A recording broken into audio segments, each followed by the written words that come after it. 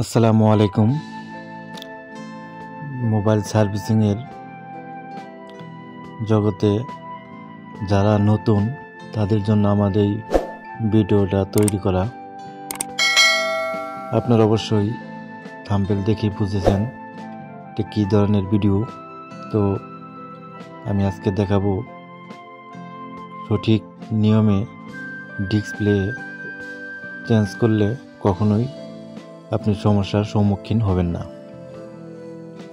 তো আমার হাতে যে ফোনটি দেখতে পাচ্ছেন, ফোনটি হচ্ছে ভিভো Y20 মডেল।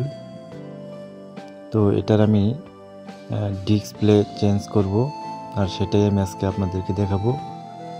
যারা নতুন তাদের জন্য আমার এই ভিডিওটা অনেক গুরুত্বপূর্ণ এবং খুব কাজে লাগবে। আপনারা স্কিপ না করে সম্পূর্ণ ভিডিওটা দেখেন। তো আপনি প্রথমে মোবাইলটাকে ভালোভাবে অ্যাসেম্বলি করবেন, তারপর পরিষ্কার করবেন, কারণ পরিষ্কার না করলে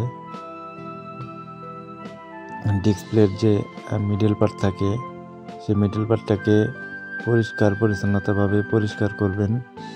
আগেকার যদি ডিসপ্লে লাগানো থাকে তাহলে অবশ্যই সেখানে গাম লাগানো থাকবে, সেই গামটা আপনি সুন্দরভাবে পরিষ্কার করবেন। কারণ এই জন্যে আপনি পরিষ্কার করবেন, আপনি যে ডিসপ্লেটা লাগাবেন যাতে সে ডিসপ্লেটা সুন্দরভাবে ফ্রেমের ভিতরে বসে থাকে। তো আর নতুন যারা যে ভুলটি করে থাকেন সে ভুলটি হচ্ছে ডিসপ্লে মোবাইল খোলার পর ডিসপ্লে চেক করার পর ডিসপ্লেতে গাম দিয়ে ফেলেন। এটা করবেন না, আগে সম্পূর্ণ মোবাইলটা ফিটিং করবেন। ফিটিং করার পর আমি যেভাবে দেখিয়ে দেব ঠিক সেভাবে আপনারা গাম দিবেন, তাহলেই আপনাদের কোনো সমস্যা হবে না এবং পরবর্তীতে কোনো সমস্যা দেখা দিবে না। তো আমার এই যে নাট লাগানি শেষ, আপনারাও সেম একইভাবে কাজটি করবেন। সুন্দর জায়গায় রাখবেন, নিচে যেন কোনো ধরনের স্ক্রু না থাকে, তাহলে আবার সমস্যা হয়ে যাবে। এই দেখেন, আমি আবারও চেক করে নিচ্ছি, কারণ যেহেতু নতুন ডিসপ্লে চেক করে নেওয়াই ভালো, কারণ নতুনের ভিতরেও সমস্যা থাকে। তো আমি যে একটা টেম্পার গ্লাস লাগিয়ে নিচ্ছি, আপনারাও সেম এইভাবে লাগিয়ে নেবেন। যদি কাস্টমারের সাথে গ্লাস সহ বিল করেন তাহলে গ্লাসটা আগে গাম দেওয়ার আগে লাগিয়ে নেবেন। তো আমার গ্লাসটা লাগানো শেষ।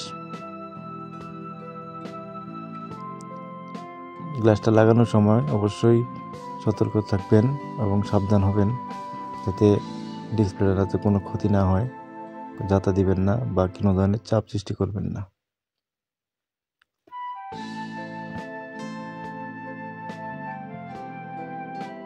তো আমি সুন্দরভাবে গ্লাসটা লাগিয়ে ফেলছি।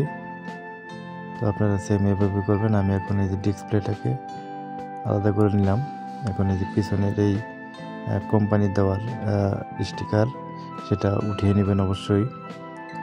তারপর এই যে ডিসপ্লে প্যানেলের সাইডে যে বর্ডার আছে সেই বর্ডারতে সুন্দর করে গ্লু বসিয়ে নেবেন, বা ডিসপ্লে লাগানোর যে গামটা আছে সেটা সুন্দর করে লাগিয়ে নেবেন। এই আমি লাগিয়ে নিলাম। তো ডিসপ্লের যে সাইডে রেবন থাকে অবশ্যই লক্ষ্য রাখবেন, এই সাইডে একটু গাম এর পরিমাণ একটু কমিয়ে দিবেন। এই যে আমি এখন এটাকে সুন্দরভাবে বসিয়ে দেব, যাতে কোনো জায়গায় গ্যাপ না থাকে। আমার ডিসপ্লে লাগানোর কাজ শেষ। তো আপনারা যদি ঠিক এইভাবে ডিসপ্লে লাগান তাহলে আশা করি কখনোই আপনারা সমস্যার সম্মুখীন হবেন না, কারণ এইভাবে ডিসপ্লেটা লাগিয়ে নিলে আপনার ডিসপ্লের ভিতরে কোনো ধরনের চাপ সৃষ্টি হয় না। আর যদি আপনি আগে ফিটিং না করে মোবাইলটাকে আগে ডিসপ্লের ভিতরে গাম দিয়ে ফেলেন, তাহলে পরবর্তীতে পিছনের ব্যাক পার্ট কেসিং লাগানোর সময় অনেক সময় ডিসপ্লে নষ্ট হয়ে যাওয়ার সম্ভাবনা থাকে। তো আশা করছি আপনারা বুঝতে পারছেন। যদি আপনাদের আমার এই ভিডিওটা ভালো লাগে তাহলে শেয়ার দিয়ে টাইম লাইনে রেখে দিবেন এবং অন্যজনকে দেখার সুযোগ করে দিবেন।